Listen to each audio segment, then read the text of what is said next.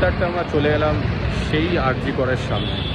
Just একবার দৃশ্যটা তোমাদের দেখাই, তারপরে আমরা আবার হেঁটে হেঁটে অনেকটা যেতে হবে তালা বারোয়ারি এখান থেকে।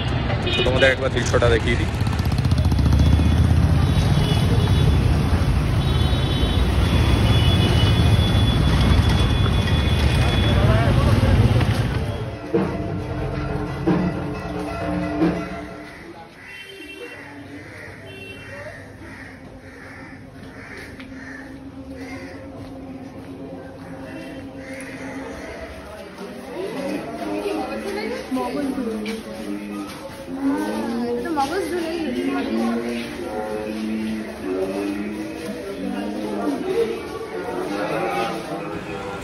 এখনই কি তোমরা বুঝতে পেরেছো যে আমরা কোথায় এসেছি?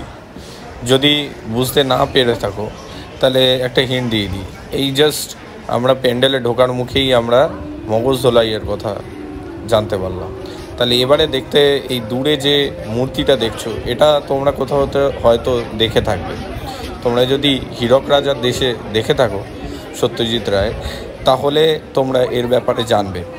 তো এই থিম নিয়েই এই পূজা মণ্ডপটি তৈরি হয়েছে। আর এই বিরাট আকায় মূর্তিটা, এটা হচ্ছে হীরক রাজার মূর্তি। আর তার পাশ দিয়ে হেঁটে গেলেই আমরা একদম দুর্গা প্রতিমার সামনে উপস্থিত হব। তো তোমরা দেখতেই পাচ্ছ কত সুন্দর একটা দুর্গা প্রতিমা এখানে তৈরি করা হয়েছে।